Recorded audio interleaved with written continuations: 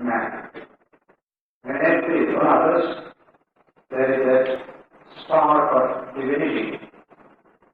We do not know it, but knowing or not knowing doesn't make any difference to the truth. For it is a truth which was discovered and rediscovered and placed before us for our own discovery, for our own redemption. We don't need somebody coming from heaven to redeem us. Our redemption is built into us, the eternal nature of man. Man as a child of immortality, Amarta Seputra. These are constantly emphasized in the Vedantic literature. So in this first part of the second chapter, Krishna is telling to all of us, to Arjuna, Najayate Riyate Bhavadaraji. This Atman has no birth, no death, it is immortal. When the body goes, it is always there. Body is coming and go, not the Atman. There is one commentary in this section. Shankaracharya says, even God has not the power to destroy the self of man. That is language. Even God has not the power. Meaning thereby, we are part of that same divinity. How can he kill himself? Therefore, this Atman, in every one of us, even in animals, insects, everywhere, the Atman is the innermost self. The only difference is they cannot realize this truth. Only man can realize this truth. Evolution has risen to that level in man. Whereupon he can know the truth of the world around and his own truth as well. And when he discovers his own truth, he becomes fulfilled. The whole journey of evolution is towards this discovery. Ultimately, man discovering his own true nature as the immortal and the ageless one. This is the great message of ancient Greece through its great oracle of Delphi. Man, know thyself. You may know about the stars, about the earth, about this and that, they're all there. But the greatest knowledge which you have to get is about yourself. When you know your true nature, that you are deathless, ever pure, unborn, etc., what a big change will come in your life and in your dealings with others. All crime, delinquency, all pettiness and meanness will vanish from human life. So a little attention to this subject is absolutely essential for every human being. Fortunately today, this modern civilization, after 200 years of study of the external world, completely relegating man to the backyard, you simply polish yourself to study only nature, therefore physical science. After these 200 years of study, it is slowly delving into this profoundest of all mysteries, the self in man. What is my true nature? I see, I understand, even I understand the world. What is the nature of that? Not this I, which can have this power. This is a natural thing. So various theories and suggestions have been put forward by many distinguished scientists to pinpoint the significance of this new area of study. Man, let us study him in depth. All the troubles today in the world, all the distortions of the human psyche come from neglecting this study. Why am I petty? Why am I crying? If you ask this question, the answer is I don't know my true nature. I think I am only this sensory limited individual, this petty ego that is within the system. I don't know my true dimension.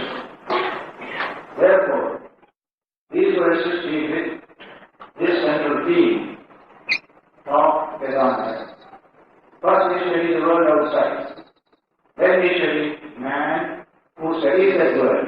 The observer, wonderful word in modern science. The status of the observer, that is the observed word. This is the observer. We are now turning our searchlight on the observer in physical science, psychology, everywhere. Even the name of psychology is changing. One of the psychologists, that's called the psychology. Psychology of being. We have behavioristic psychology. We have just psychology of thought, psychoanalysis. All these are there. But Abraham Maslow, the American psychologist, called the psychology in his book, Psychology of Being. What is this self of man? From which only all great things come. Therefore, let us not neglect it. If you want to live the intensest life, you must have a touch of the existing Atman within you. This is our new idea coming in psychology. So, these verses carry a profound message to all of us. We cannot realize the full truth, but even a little bit of the truth will be a tremendous experience to us. Greater fulfillment, greater peace will come out of the study. That's the importance of these verses. And so, in verse 21, Krishna says, Veda avinashinam nityam yevena varim ankiyam paramsa purushakvartha kam kavyati antikram. He that knows this Atman, the self in man, to be indestructible, avinashi, nothing can destroy it, and changes without birth, and immutable. There is nothing in the universe which answers to this description except in this world itself. Outside everything is destructible, changeable, etc., etc. There is one point where you will find the values of changelessness, indestructibility, etc. That is in the self. Pratyek dimension. Two dimensions are there for reality. One is called Para dimension. The other is called Pratyek dimension. Mind you, these are all scientific terms coined by great sages of Vedanta. So precise and of international significance. Para means what is out there with the senses reading. We call it object in English. That is an object where you can touch and feel and see. That's called para. Your finger points out for something. Then comes a wonderful new change, the finger turning to oneself. That's called pratyek. Inward. Pratyek means inward. There is some mystery within me. What is that mystery? Then your finger turns towards you. So this is called para tattva. That is pratyek tattva. Reality out. Reality in. Reality doesn't know any of these distinctions. For our sake, we use these distinctions. Keeping the body as a measuring rod, we say there is something out there, something in there. You take a sort of a cover and put it into water, and you find water on the left side, water on the right side divided. Water itself has no division. It is all there, but artificially it gets divided. Similarly, pratyek and para are two dimensions of the same reality, and that reality is nature, which we use in the comprehensive sense, prakriti, with two dimensions. Apara prakriti, which is this para dimension of nature. Apara means ordinary, inferior. There is para prakriti, which is pratyek dimension. So nature has two dimensions, para and pratyek. There are not two natures. There is only one nature with two dimensions. So in science we study the para dimension. In politics, economics, everywhere we study and deal with the para dimension. But in those dealings, if you want to achieve real happiness and welfare, you must have a touch of it at the dimension. The more spiritual you are, the more you are able to handle the life around you, the more you radiate peace and love around you. These are the two great words, Parak and Pratyek dimensions of Prakriti. Krishna is telling about this Pratyek dimension. No senses can reveal to you the truth. It is beyond the sense of the level. Not even this mind, controlled by the senses, can reveal this truth. How can we realize this truth? That is the teaching of the whole Gita. By working in human relations, through all these, we can slowly realize this profound truth.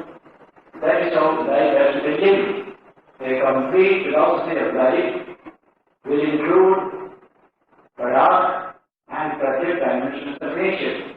We shall handle the world outside, but we shall, through that handling, also realize our own true nature. Now, this orientation of Krishna's own philosophy will come to you after 38 or 39 of the verse of this second chapter. Here only the first idea is being given. The center of Jnana Marga, the path of Jnana, the path of self-realization, that there's no basis for one dimension. Krishna wanted to make Arjuna act based on this knowledge. But based on this knowledge, our tendency is not to act. Let us realize this truth. Why should we run about here and there? That is the impression that you get. So Krishna did not influence Arjuna to face the battle in front, based upon this teaching. This teaching makes you feel like an ascetic. That's why it is Jnana Marga. Based on neti, not this, not this. This world is Maya. I don't want to meddle with it. Let me realize the temporal, mortal dimension of the That is how it acted for the mind of the people. Krishna understood it after some time. Arjuna was not convinced through this philosophy that he should act, that he should face the challenges of life. Much better to go in this white corner, discover your own true nature. But it is being presented here. First, before the always is told more comprehensive spirituality. There is a spirituality of inwardness. Outwardness we call unspiritual, worldly we call it, samsara. But in Krishna's philosophy, there are two dimensions of spirituality. Spirituality of work and spirituality of meditation. Both are combined into a comprehensive spirituality. That message will begin for the middle of this chapter. But before that, he has founded this central message of Jnana Yoga, the path of Jnana, which he will refer to in the 8 verses as Sankhya Yoga, Yoga of Sankhya. That we shall come to in the next few days, 2 weeks. So, Veda Abhyashanam Nityam. Yayam Ayam Abhyam. This Ayam Abhyam is the offlineness, unborn, imperishable, etc. Param Sakuvishapartha. Come Adhyati. Antikam. He says, who is killed by it? Who kills it? It is not waiting at any action. It is always imperishable. It doesn't make any change in itself. In this way, it is how is he to slay or cause to slay somebody else. This is how the argument goes based upon this central teaching of Jnana Marga. In India, we have seen for the last 1,000 years, Jnana Marga makes man self-centered, quiet, not interested in the world outside, whatever may be happening there. There is a certain amount of carelessness now develops because they have not got a spiritual strength to digest this profound philosophy. And very often people become dry. You are looking at a baby, you won't find any emotion at all. It is a piece of Maya, that's all, but it is child. Now this kind of thing came from the human mind. A lot of body. This idea of the Gita never came to us before. Now only the new attitude is coming. That's a great contribution of Swami Vivekananda. What Krishna is presenting here, a comprehensive spirituality. Nobody needs to say, I'm a worldly person. Whether you are working or dealing with the world in various ways, you are never worldly. You are in the world, but you are not worldly. You have some sense of your own spiritual nature.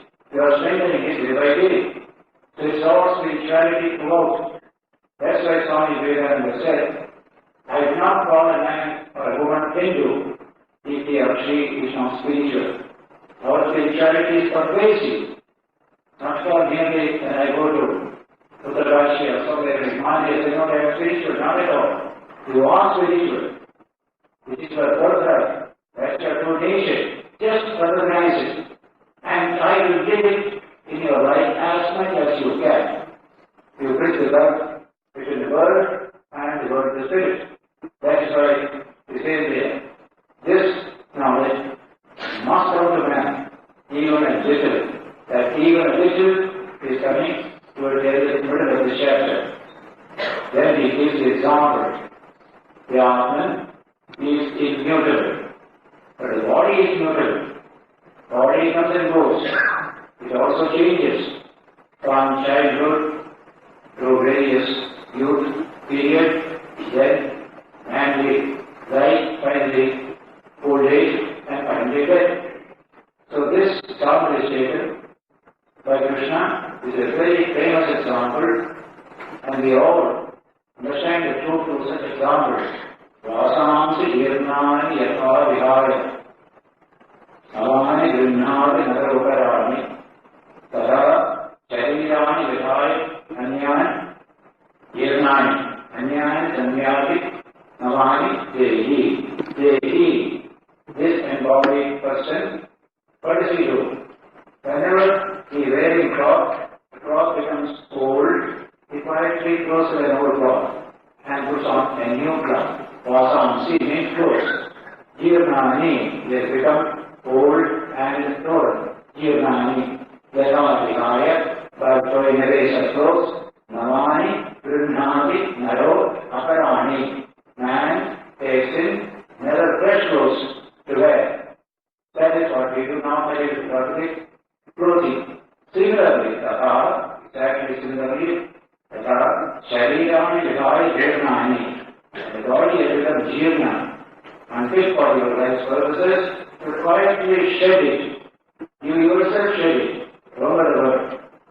You shed your old body.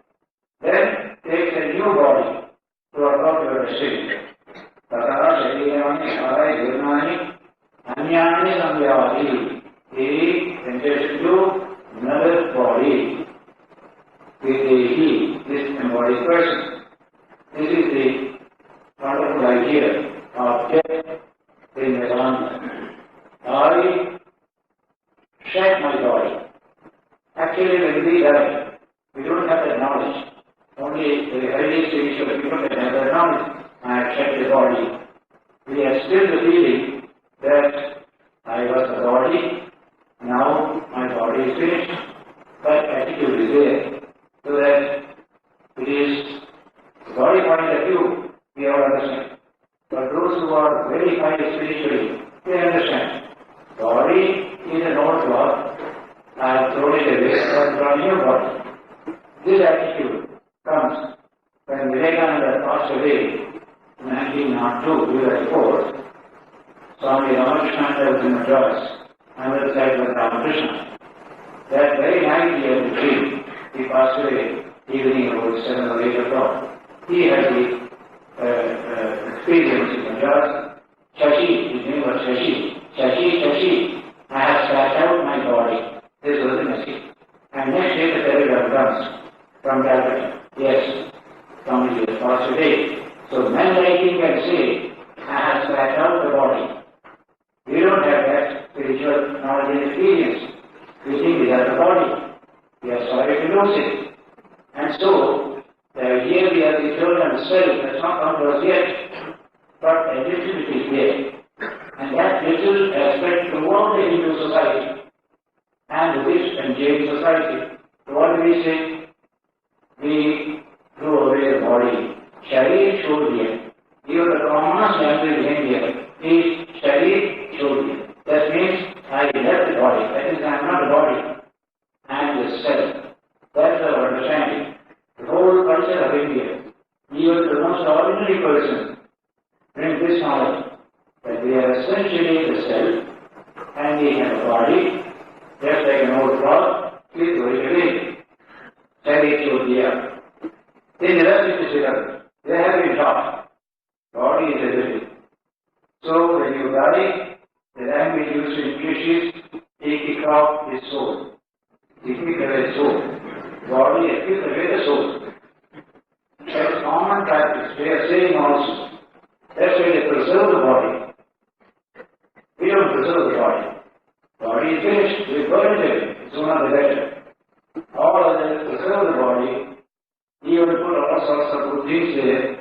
In Egyptian religion you will find all these things needed by the person will be put in the grave, including servants, then everything is put in by killing them.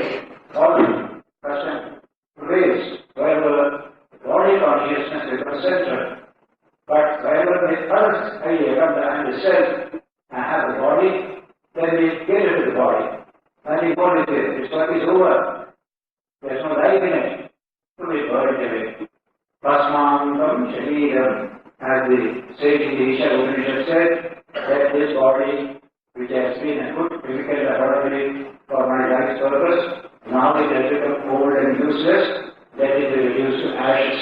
Let its components go back to their own elements, chemical elements, is the language used in that Isha Upanishad. So this example is very famous. Anybody can understand. In the later chapters, about 15 and 16, the chapter, Krishna will say, Putramantam, Tidam Vati, Puryanam Va, Gunanidam, Vimodha Manavashyanti, Vashyanti, Jnanachakshusha. Two types of people. Vimodha, foolish, and short-sighted. Sensorily limited. That's what Vimodha is. The other is Jnanachakshusha. Those who have the eye of jnana, the eye of wisdom, they see things differently. What is that? When you are living in the body, when you are experiencing various delights of the body, or when you finally leave the body, that there is something as a subject passing through all the stages of the object here. That knowledge is known only through the jnana, subtle vision. Not the ordinary people. You cannot see the self. Even now, within the body, there is the self. Then, when we die, the self remains. The body goes to Ram, going towards the body. Tidam Vati, when he is functioning in the body. Vijnanam Va Nanidam. This sattva Rajasama is experiencing the world around. This self, ever present like this, Vimodha Nana Vashyanti. The foolish person never understands this truth. Vashyanti, Jnanachakshusa. Jnanachakshu, those who have, they understand. Even now, the Atman is here. Within this body-mind complex, experiencing various delights or passing through sorrow, etc. And finally, quitting the body, finding it absolutely useless for its purpose. So an old cloth, when we find it useless, we just throw it away. Without shedding a tear, without a new cloth, the body, you get new, then you start your life once again. This is a central feature. Only in this wonderful land of ours, from here it has spread to various countries, Jainism, Buddhism, Hinduism.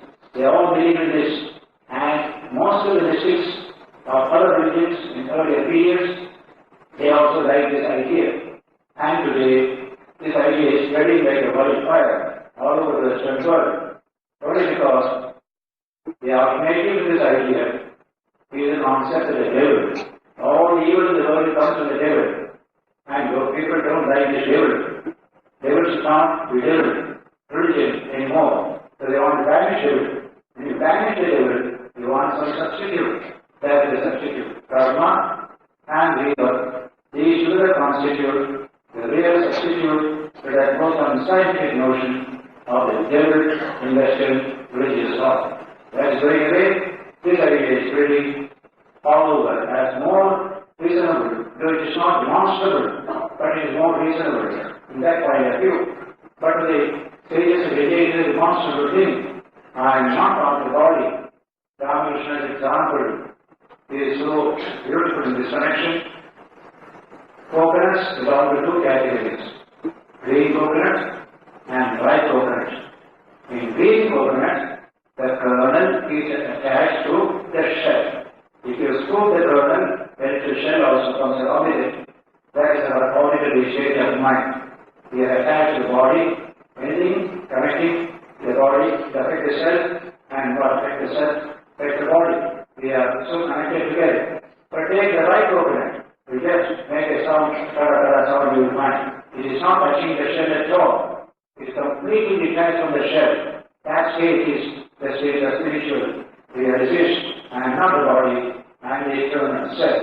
So this is a profound truth. In the rest, one person in all history has realized this truth, and that has come into literature, and that person was Socrates. And Plato describes Socrates facing death. Generally, without a sense of courage, we can't face death with equanimity. We are frightened, we are depressed, etc. In the case of Socrates, he had such a calm and peaceful mind and absolute fearlessness because of this deep knowledge that I am not a body, I am the self. This thought is expressed by Plato in his dialogues, where when he is taking the poison, all his young disciples are sitting around him. He is the only calm person in that audience. All the rest was disturbed, peaceless. In fact, they started even weeping. Then Socrates chided them. Asked the ladies to go away because they were crying a lot. It was not giving me the peace that I need at the time of death. But you people also crying. What are you doing like this? That nature of chiding that he gave to the people around, they were all young and as old. Then one of them turned to Socrates and asked a question. Socrates, his name was Crito, very important personality, quite senior in age. Crito asked Socrates, how shall we bury you? Now he is not dead yet. He is taking the poison. After a few minutes, poison will act and he will die. But he is asking the question already. Socrates, how shall we bury you? This question is greeted by Socrates with a gentle smile, saying, Crito, you must first catch me, the real me, before you ask this question. See the language. Here Vedanta, you will find every word of that. You must first catch me, the real me, before you ask that question. But be of good cheer, Crito. You refer to this body. Ask the body, do with it what you do with other people. That's the language. There you can see this particular knowledge gives absolute peace of mind, great composure, great courage, and the power to pacify people around us. Because it's not a feeling, it's an experience, but in the whole of Western history, only one such person who has been mentioned in literature, and that one person would not be understood by the people around, the Athenians around, because their philosophy has no understanding of this dimension. Though the oracle of Delphi had told the Greeks, man knows thyself, they knew man only from the external point of view, eating, drinking, pleasure, comfort, imperialism, war, all that they knew. They were very gifted in all these fields. The only one who knew this truth was Socrates, and therefore the Greeks could not understand this man. and they got a charge against him. Remember, is such a great soul being charged in the court by the Athenian state as one who misleads the youth of Athens, and he deserves death by drinking and blood or poison. What a tragic situation. The finest citizen has become the object of judgment by the people, because they couldn't understand this dimension. Everything else they could understand. I used to tell people in Greece or Europe or America, suppose Socrates are in India, what would happen? The reaction. They would have understood him. Every word of Socrates would have understood. He would have made him blind. He will never do so, because we know this dimension. But the Greek culture never not understood this dimension. And anybody who teaches people things beyond their understanding is liable to become a student of guilt. Same thing happened to Jesus. He spoke something they don't understand. They don't appreciate. And he was charged as a agent of the devil. And he was crucified also. So I remember the famous remark of Bertrand Russell. He says, if you teach people faster than they can learn, you will be in for trouble for yourself. That's very true. So, Socrates taught something which they could not understand. They understood. A few others understood. That's why he says, what is this wonderful Athenian state? It has killed the most beautiful man in our whole society. They couldn't understand him. So, the mobs of Athens, democratic Athens, killed Socrates. And they have made Plato hate democracy. Absolutely mobocracy as they call it. No discrimination, no capacity to see deeper. We have all the challenges before us even in India today. We have a democracy, beautiful. People are people who hold fast to these eternal teachings and develop that great attitude of tolerance and understanding. Our democracy can become true democracy. If it doesn't, if we don't have good education, good cultural development, we can convert our democracy into the worst type of mobocracy. Even now there are tendencies in our politics, absolute mobocracy. That's why mobs going to the airport, everybody passing up and down, breaking all the rules and regulations, everything. That's called mobocracy. But all this will change when a little bit of this discipline will come to our people, and it is my hope that it is going to be. There are great teachers who taught us this democracy. For example, Vivekananda, he said this whole country must be based on democracy. We have been too undemocratic, too feudal, that to break away from it, wipe off the block of it, make a true democracy. That will come when education and culture go to the people. Not only education. Education can make us cruel. And today I see a lot of young educated people cruel to their behavior. But with culture, education will become a redeeming factor. So these ideas are not mere opinions or dogmas or anything. They are truths. They have been rediscovered by sages. I said in my lecture in the West that this section of Plato's dialogues can be exactly a chapter in any Upanishads. As for that, the famous British writer of a famous book, The Message of Plato, he has said, you can never understand Plato and Socrates without studying the Upanishads. It is Upanishad ideas that you find plenty in these two masterminds, and in his book he gives various illustrations as well. So these verses dealing with the immortal nature of man, they are going to be tremendous attraction to modern age. People do not want to learn. We know only one part of life, that is life. We don't know other part of that is death. Death and life are two aspects of the same reality. There is an ancient teaching with Veda. Yasya chaya manupam, yasya mrityu utterance. That reality whose chaya is one like the other dead. Both are the chayas of that one reality, shadows of that one reality. So if you want to understand reality, you must understand life and death, not merely life. The Greeks understood only life. In Lord Dickinson, a great scholar, writing on the life of Greece, mentions here, the Greeks understood life, they could never reconcile with death.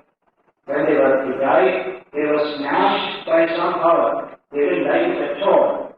That is the way in which he put his idea. But with one exception, I said, that is Socrates. He understood the meaning of life and death. In today's civilization, same situation of living freedom, life, we don't know the meaning of death. But it's coming. Death of the body is not death of the soul. Man is immortal. When these two are put together, fear of death will become less and less. And our nation particularly needs this teaching more and more. We are so afraid of death. It's all these centuries. In fact, in my house, if I ever mention the word death, do not death at all. Never mention that word. He will tell me. And I will repeat it again and again. So that this fear of death, what happens to you then? You die even before you really die. That's many of our Buddhists. The cowards die many times in their life. So the dying in case of death but once, said Shakespeare. That's literally true. Nation which is fear of death cannot be raised. Only if you can face death, you will become great.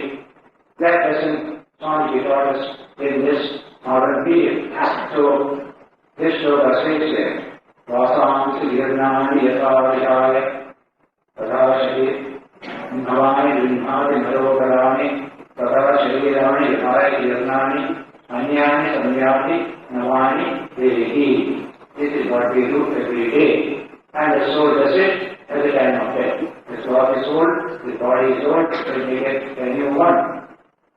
But there are occasions when you throw even a good crop. That's why the body is young also, we have to face death very often. When I was young, I used to see my mother every day wearing only newly washed cloth. Even the washman, every day is new. And I used to tell her, what is this? Her cloth is still clean, but you change it. You don't know. You don't wear the same cloth twice. I couldn't understand. So, even though the body is young, sometimes you have to face death and get under body. But normally, we start off when it is old and old, then get a new one. Similarly, a body which has become useless for our purpose, death comes at that time. Majority of people die only when they are old and decrepit, not when they are young. Their number is much less in percentage wise. Then, Nainam Chindanti Shakramani, Nainam Dharati Bhavara, Nashayam Kedayan Kyavo, Nashoshayam Bharata. This is also another expression of the same truth. This self, the Atman, never concentrates. Nainam Chindanti Shakramani, Nainam Dharati Bhavara. Fire cannot burn. Wonderful idea. And then, water cannot veg it. Nashayam Kailayan Kyaho. Nashoshiti Mahara. And wind cannot dry it. That's the nature of the Atman.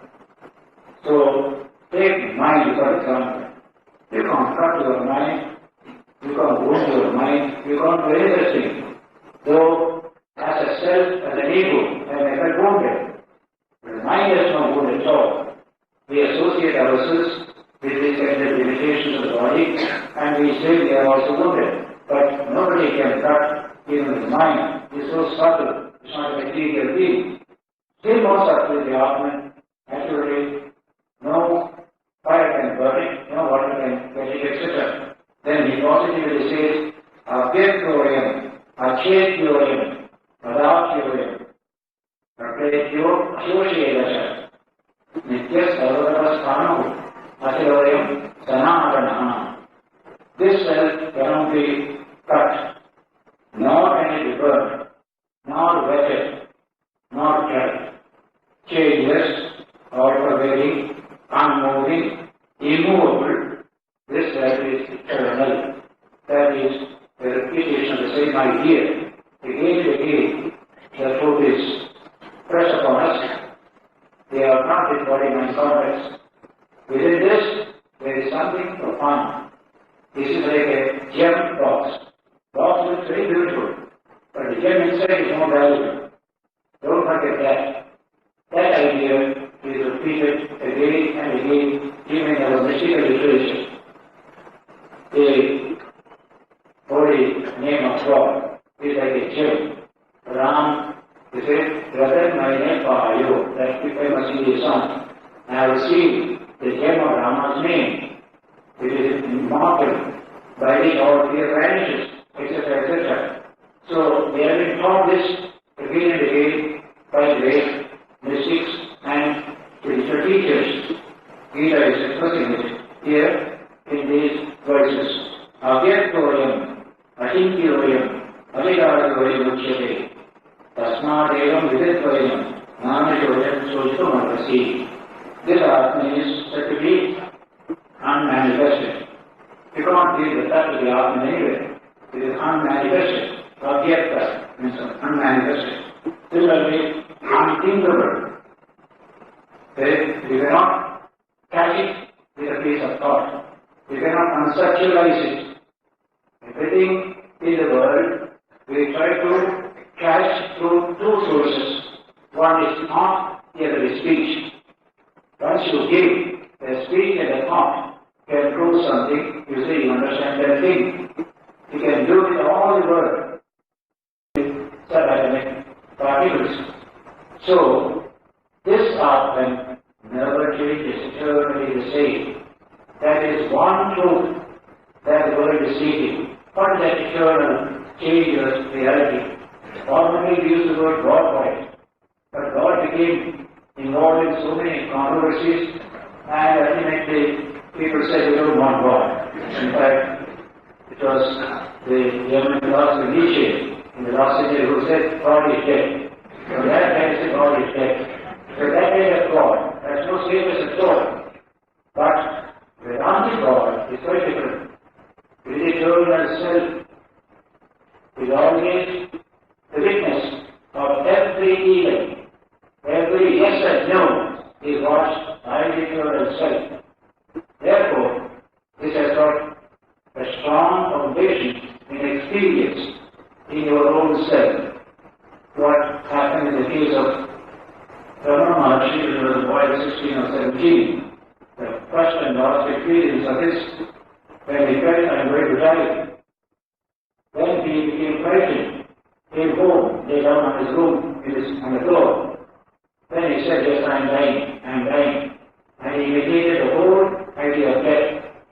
Yes, I am just dying, I am dead, even that experience. Then he found, but I am here to watch it. I am deathless. The one who watches my death, I am always there. That is my true self. That was his last and first and last spiritual experience.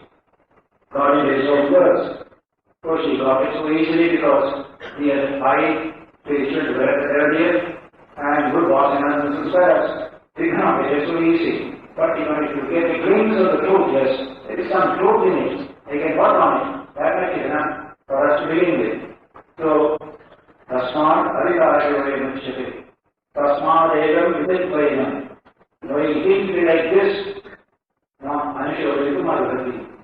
It's not fit for you to experience grief and sorrow, etc. It has absolutely no meaning. Adhachayam. Then he changes his argument a little differently.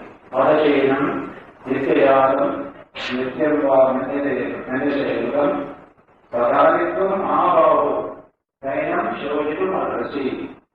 Even if you think otherwise, that this self has constant birth and constant death, if you think that way, the very materialist will think so.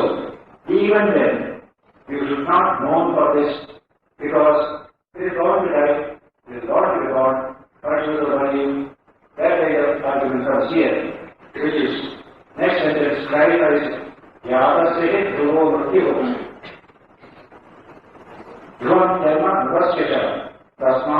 Aparihanyayate Natvam Shabisham Arati.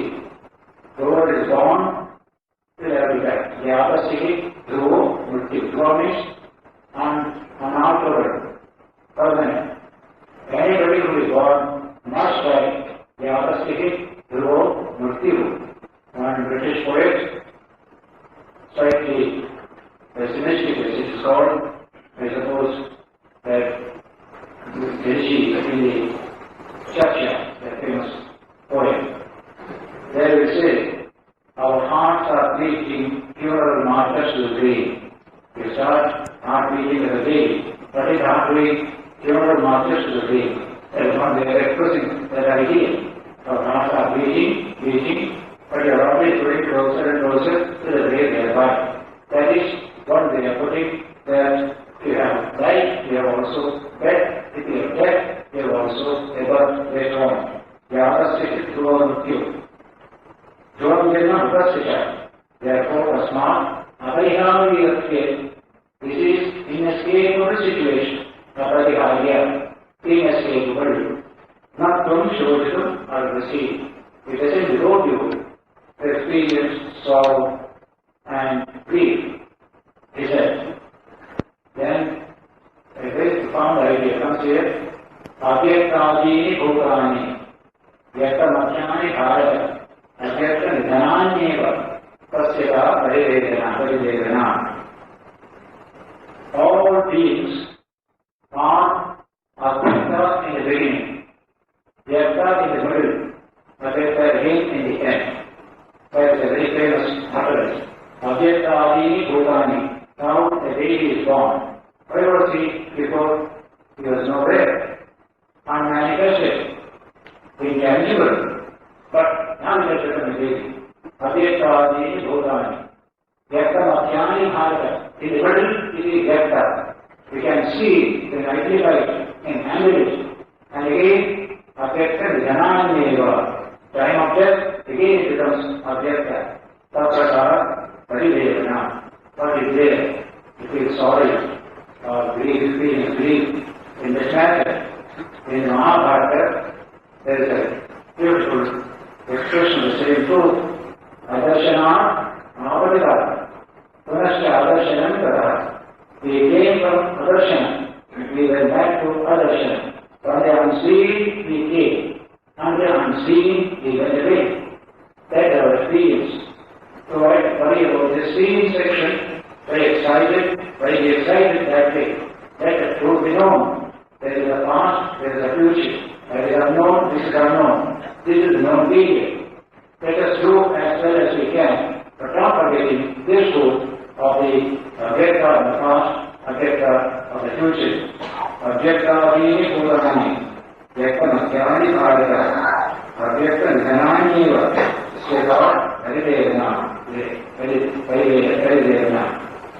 So, this very difficult subject is a profound truth. Extreme subtlety of thinking is needed to comprehend even a little bit of it. That is expressed in the next verse. Verse 29. Nastya jivat pashyati vastudenam, nastya jivat vadati prayajanyah, nastya jivat chayamanya sunoti, Tripodhyanam vedana chayavasi. Some speak of this truth as an ascharya, a wonder. What a wonderful truth it is. How mysterious is it. Ascharya pashyati vastudenam. Similarly, Ascharya vadati prayajanyah. Others speak of it as a wonder. And a few others, Ascharya chayamanya sunoti. Others hear about it as a wonder. The wonderful thing has occurred. Tripodhyanam vedana chayavasi. And in spite of hearing the word or knowing like this, we don't really understand its true nature at all. It all remains a mystery.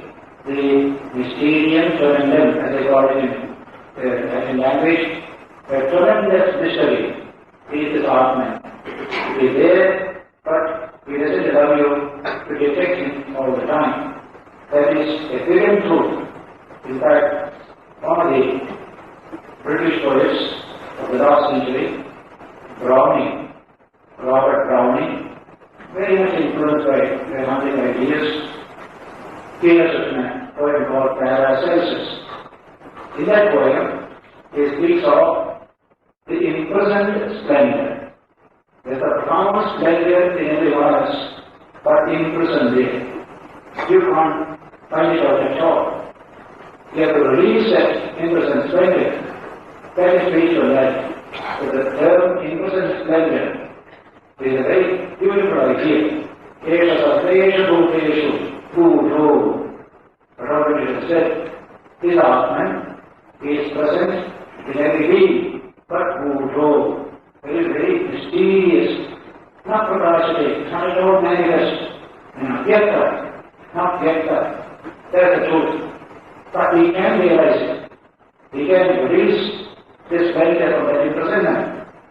That's what we do in our spiritual life. Let us bring up that light to brighten our day-to-day life of dealings. When little spiritual light comes into your life, you are dealing with the next person will be quite different.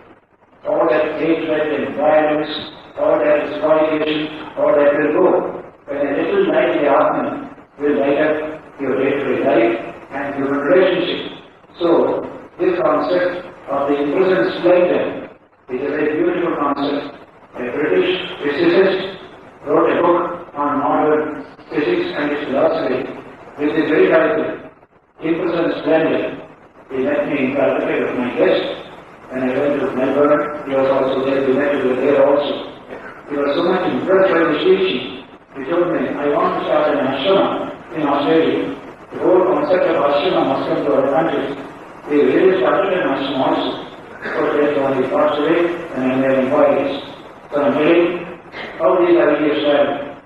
The Atman, Ascherivat Pashchidivasudevam, Ascherivat Parivaravajanyam, Ascherivat K minus noting. Shuddhapiyanam Vedana Jekadash. It remains a mystery or proof, but it can be real. It can be realized by appropriate methods. That is the Vedantic technique of spiritual life and spiritual realization. This is very much close to Veda in the 10th Mandala, 6th chapter, 3rd section, verse 4. A similar statement you will find so early in Veda. In the Bhagavad also, this idea comes in about Ashcharya. Ashcharya Bhakta, Kushalo Siddhartha, Ashcharya Jnata, Kushala Nishana. This Atman is so profound and so mysterious. The teacher of the Atman must be Ashcharya, a wonderful person. The student of the Atman must also be Ashcharya. When these two come together, then realization will come. Ashcharya Bhakta, Kushalo Siddhartha. Ashcharya Jnana Kushala Nishana. That is how the Bhagavad refer to the same subject. So we can go this great history in wonder with worshipping. What else can we do? We can only silently meditate upon it, worship it. We can't capture it by our mind, by our thought. That is the nature of this supreme truth, which is so close to us as ourselves, but so far away from us from our understanding. It is close and it is far. Upanishad repeats this idea. It is very near you, it is far away from you. The ignorant, it is far. The knowing, it is near. That is our freedom. The whole center of human freedom is in that particular mystery. That is the center of freedom of man. When you realize it, you become truly free. Other freedoms are necessary. But this freedom is the freedom of our freedom. You may have all the wealth and power, but you may be absolutely unfree. But with this knowledge of your true nature, even though you may not have many material possessions, you will really be free in the true sense of the term. So that is how verse 29 has brought before us this tremendous mystery, this imprisoned splendor, and the challenge to you, to everyone is how to release it from that prison. Let it come out. Let it manifest. So Vivekananda defines religion in one scientific sentence. Religion is the manifestation of the divinity already in man. It is hidden, not let it manifest. Let it manifest. What a change will come in the human relations when a little of this divinity manifests in our life. That is the great teaching that is being expounded here. Is just the beginning to all the 18 chapters which shall be in the center of this great theme. And the whole world is the audience today for the Gita, for not only some people of India. Today the whole world waiting to get a copy of the book. If anybody can sell, either Sophia from Bulgaria, the man wrote to me, we don't know anything. We got not books. Please send us some other books. We are hungry for these ideas. That is the situation in the world today. We shall meet next Sunday, as usual, and continue this particular